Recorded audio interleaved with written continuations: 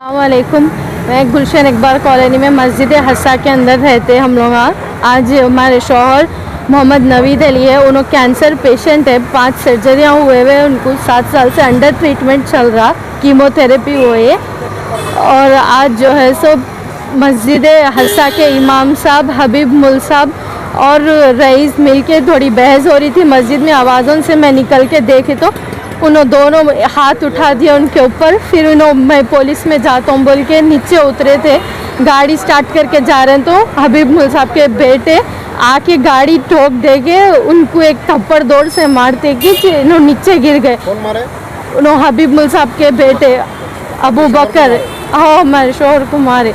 फिर उसके बाद मैं बचाने गई तो उनका दूसरा बेटा हसन आके उधर से भौड़ बोल के और दौड़ से मार के मुंह फोड़ दिए, नाक फोड़ दिए, उनके ऑलरेडी यहाँ की हड्डी नहीं है।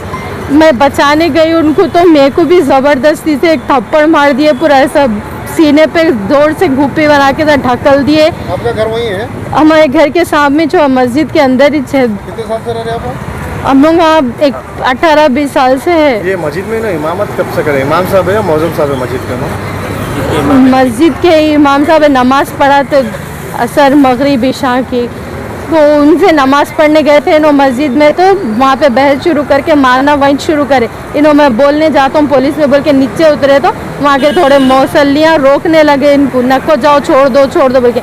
इससे पहले भी 3 महीने पहले हम लोग पुलिस स्टेशन में कंप्लेन भी कराए थे, हम लोगों को हैरेस कर रहे, बच्चे बाहर खेले तो नहीं खेलना, कहीं को खेल रहे इधर वो ये बोल के बहस करे। अब उनका नहीं है, उन्होंने नमाज़ पढ़ाने आते, उन्होंने मजीद भाई रईस भैया के घर में रहते, उनके मामू है हबीब मुल साहब, नमाज़ों के टाइम पे नमाज़ पढ़ाते फिर वहाँ जाके बैठते, हर बार ऐसी ही करते। इससे पहले भी ऐसी ही करे, बैठ के हमारे जो है ये नको करो वो नको करो, बच्चे नहीं खेलना बोल रहे, बच्चे घर के बाहर नहीं तो कहाँ घर जाके खेलेंगे, हर बार ऐसी ही करे। इससे पहले भी वार्निंग दिए निकल जाओ घर से, नहीं तो ये कर देते वो कर देते बोल के। अब नो कैंसर पेशेंट है, उनको 3-4 महीने पहले पाँव की हड्डी निकाल के यहाँ जबड़े में डाले, असली हड्डी नहीं है, स्क्रू से फिट करे सो वो मालूम रखते, पर इन्हों कैंसर पेशेंट है फिर भी उन्होंने आके ज़ोर से मार दिए, ढकल दिए, लातों से भी मारे, यहाँ तक के इन्हों गिर गए बाद भी आके पीछे से लात से मारे। आपके शौहर कहाँ पर है अभी? हॉस्पिटल में एडमिट है, आईसीयू में, सीरियस कंडीशन है, कुछ भी नहीं बोल रहे, क्या भी नहीं बोल रहे। हॉस्पिटल में? ओवैसी हॉस्पिटल में है। फिर आप कंप्लेंट दी है?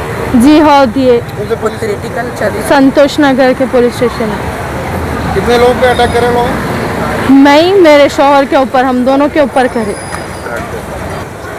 पुलिस आप कंप्लेंट करने गए? अभी तो कंप्लेंट जस्ट करा के निकले, नहीं मालूम कुछ भी। कितने लोग अटैक करे टोटल आप पर? मेरे ऊपर तो 1 जने करे और इनके ऊपर 2 जने 3 जने एक साथ आ गए थे। कुछ नाम वगैरह मालूम? नामा नहीं मालूम, मैं पहली बार देखी सब। कैमरे हैं वहाँ पर? हाँ कैमरे में पूरा रिकॉर्डिंग हुआ सो है। मस्जिद के अंदर हुआ है, मस्जिद के इमाम साहब और इमाम साहब के बेटे ऐसे हरकत करेंगे तो फिर कैसा होगा। एक पेशेंट, कैंसर पेशेंट, मालूम है कि कैंसर पेशेंट है, अंडर ट्रीटमेंट चल रहे हैं बोल के फिर भी आके अननेसेसरी मार रहे हैं। हटाने के बावजूद एक लेडीज़ के ऊपर हाथ उठा के ढकल के ज़ोर ज़बरदस्ती करके फिर पेशेंट को मार रहे हैं। मेरी ये संतोष नगर के पुलिस स्टेशन के डीसीपी उनसे रिक्वेस्ट है कि हमारे